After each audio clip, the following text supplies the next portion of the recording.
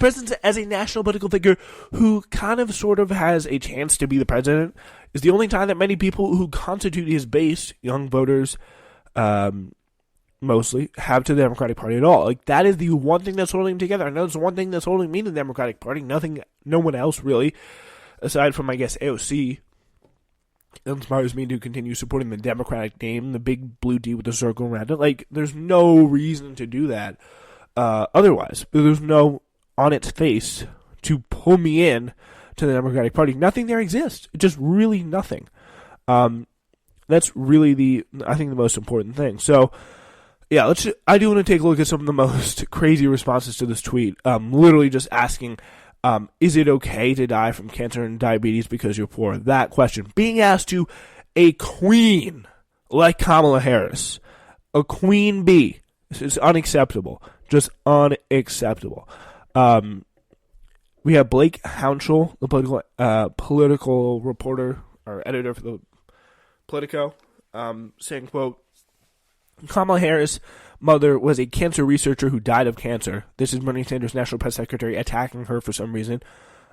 It's a complete and general like that. If that's what, in what world is that an attack? You're just being like, this is ridiculous.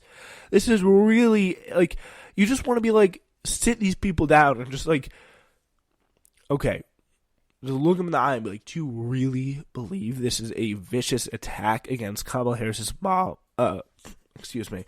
It's a vicious attack against Kamala Harris's mom? Like, what are you talking about? Doesn't make any sense. Yeah, as it happens, Harris was echoing a tweet from Joe Biden, the man who could very well make her his vice presidential candidate. I mean, it's obviously horrible that Kamala Harris lost her mother to cancer. I lost a family member to cancer. Like, I'm sure a lot of people have said that. A lot of people have. A lot of people who agree and disagree with Breonna Taylor on this issue. I mean, I don't want to litigate the specific issue of whether or not it is mean to tweet about Kamala Harris in this way. If you work for Bernie Sanders, there is a pandemic happening, and I do not have the strength to dive into those waters. But in a general sense, it is kind of puzzling as to why it seemed to be illegitimate to ask Kamala Harris or Joe Biden, two people who could easily become the vice president and president of the United States, respectively, to account for an ethical framework which rejects charging people money if they have the coronavirus, but support charging people money if they have cancer or any other disease. It makes no sense. It just makes no sense. If you're going to support one, why not support the other? Like, getting cancer is really, like, how is that any worse, any worthy of charge, if the coronavirus isn't? Which is very, very strange. Like, why not take that next leap in logic? It's like Hillary Clinton saying, you know, it really makes no sense. And a lot of people are going to lose their health insurance because their health insurance is set at their jobs, and their jobs are ending. Why don't we, and you think she's going to say Medicare for all, right? Why don't we open up the Obamacare exchanges? Yeah, let's go. Woohoo! That's what we got to do. We got to open up the Obamacare exchanges. Yes. Thank you, Hillary. Thank you very much. Now continue to go away. Now I'm getting more annoying documentaries. Anyway, yes, this is not just a legitimate question. It's one of the most basic and pressuring questions that exist in American life right now. Why should we accept a system that changes or charges you for one form of illness but not for another? Why should we accept the idea that anyone should ever have to pay for the crime of getting sick? Like, you're getting sick. Like, that is ridiculous. Why are people profiting off of sickness in this country? It doesn't make any sense to me. Fundamentally, morally, and I don't get why it makes any sense to anyone. It's just, is that just because it's the way it is? Like, it's the way we set up the system? Like, is that really the best you can do? Like, this is really, I don't get how anyone can answer this question. I don't get how anyone can answer. Why is it okay for people to make money off of other people's sickness? I don't get it. I really do not get it. Someone just got to explain that to me. And I don't think it's a question that really can be answered. It's not by Joe Biden, not by Kamala Harris, not by anyone ethically. I mean, you can go unethically about it. It's like, we live in a capitalist society. That's what's got to happen. But it's pretty crazy that it does. Yeah, in case you are unaware here, we are in a global pandemic.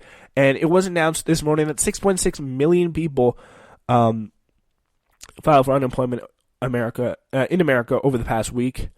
I mean, this is literally, just so you know, this makes 6.648 million people in 1 week here. Like, that's unbelievably crazy.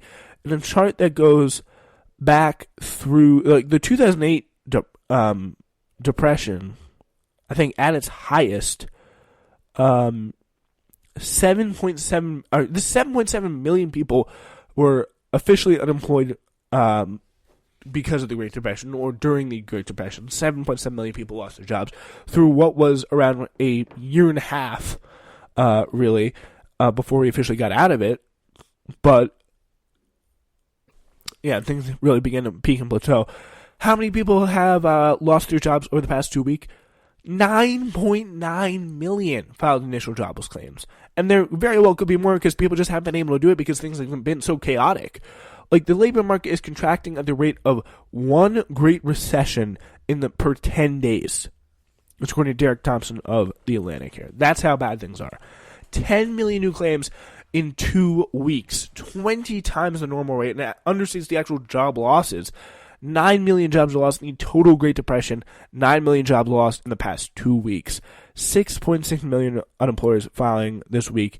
And then you have people like Justin Wolfers, an economist at the University of Michigan, had what he had to say about it, saying, quote, "I'm not sure it's easy to think about an initial claims number as either good or bad because we can't yet see whether this is an unusually deep downturn or an unusually rapid one."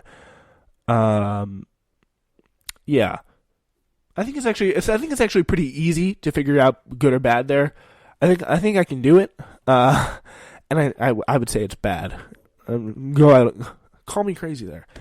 Anyway, we got a brand new, fun new message for you about a new show coming on SWRN. Wow, how things can change from 1 week to the next. Hey, hope everybody out there is staying healthy. I know everything is super crazy. We feel disoriented by the COVID-19 virus. It's more important than ever to stay connected and check in with your loved ones. That's why I'm so happy I've got T-Mobile. Listen, T-Mobile isn't just talking the talk. They're taking measures right now to make life easier for everyone by doing the right thing for their customers during this really critical time. For example, T-Mobile has ensured all current customers with data plans have access to unlimited smartphone data on their network for 2 months. We're all in this together. T-Mobile truly believes that. And while many T-Mobile stores are temporarily closed to help keep customers and employees healthy, they've still got you covered with any help you need. Just check out T-Mobile.com. You can see what stores are still open and how you can manage your account online. Stay safe out there. During congestion, customers using more than 50 gigs a month may notice reduced speeds prioritization, video typically at 480p, capable device required.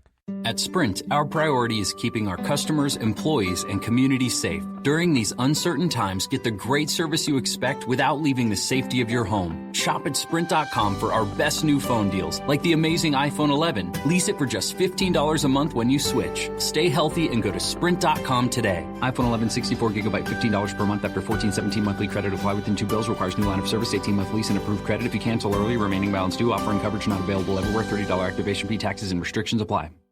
Hope everyone's quarantine is going well. Having an exciting new announcement to make. We're trying to start a new show. We don't know too much about the schedule yet, but if you want to get announcements about when it's going to come out, the future of the show, so go subscribe. It's called Processing. If you were already subscribed to Red Alert, our previous show, you will be subscribed to that as well. It's the same feed, believe it or not. So that is very fun. It's about what it's like to grow up in this day and age. We're talking to young people as much as we can, trying to get the sense of what it's like. And I know something about that as well, so I'll be able to add in my perspective. But the whole idea is to have conversations, tell stories about what life is like to truly grow up in today's day and age. So you can go subscribe to that. Go wherever you get your podcast, type in Processing SWRN, and lock in, subscribe, and get ready for more fun information as we get closer and closer to putting out our first episode. Thank you so much, and keep on keeping on, everybody. Wow.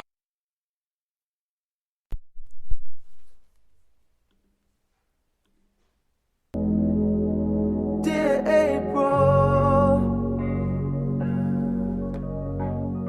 the only face in a crowd that I know. You're listening to Newsflash today. Dear with a new Frank Ocean song to play us in. Dear April.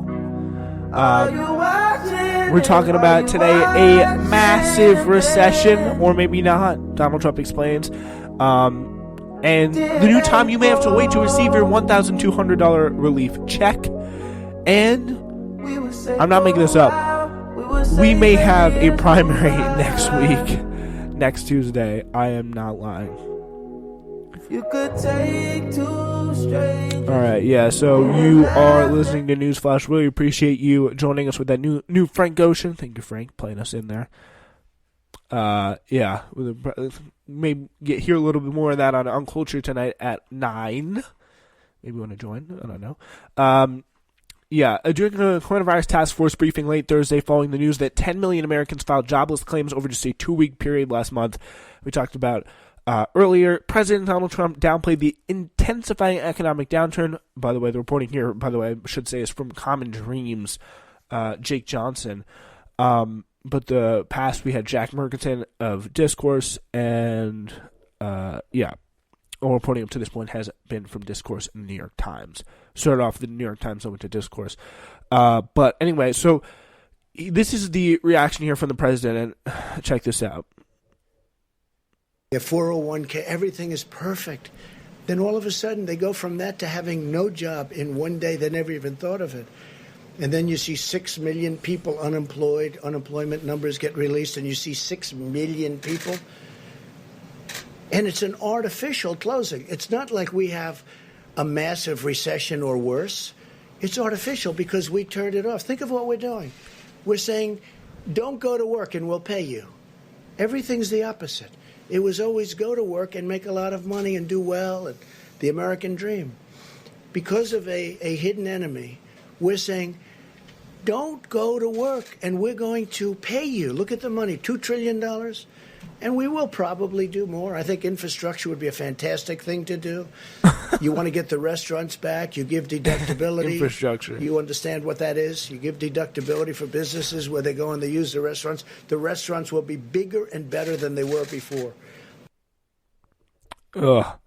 Yeah, I mean, at least all the people, all the 6.6 million people, they're artificially unemployed. It's not real. Like you're going through a phase here. The president's remarks again. They came after the Labor Department announced Thursday morning that 6.6 million Americans filed jobless claims last week, a record-breaking figure. The Economist warns could portend an unprecedented depression, saying, "quote This is the upending of the labor market in such a short time. This is really unheard of," wrote Heidi Scharholz of the Economic Policy Institute, given the incredible deterioration of the labor market in the matter of weeks. Federal policymakers will absolutely need to come back and provide more desperately needed relief, because not all that money that Trump sees and wants you to see is going to the right places. It's going to, in large part, to corporations and not to ensuring that people keep their jobs. I mean, there are some good priorities, some good things about this. There are definitely things to look at. There are bright sides, is pretty much what I'm saying. But it really looks like, to a large degree, that this is it's obviously an unprecedented crisis, but a lot of this benefit, this first big $2 trillion deal, it goes to the corporations, and it does not go to keeping people in a good position, because you're going to need a lot more than a $1,200 check. And by the way, when is that $1,200 check getting here? More than 10 million Americans lost their jobs last month, by the way. And I want to remind that. So once again, here, in reporting for Common Dreams here, they're in really desperate need of immediate financial assistance. But the Trump administration said in a draft plan circulated internally Thursday that people who do not have direct deposit information on file with the IRS, a group that is disproportionately low income, may have to wait until September to receive the one-time $1,200 payment authorized under the latest stimulus. Which, by the way, they could be homeless, they could be dead by then. Like, who knows what could happen? Like, this is September we're talking about. I don't even know what's going to happen by the end of this month. So September feels like it's years away. The IRS said in the draft plan that it intends to start sending electronic payments by late next week to those who, with direct deposit information on file from their 2018 or 2019 tax returns. This is, again, a group that continues to be disproportionately low income. However, 300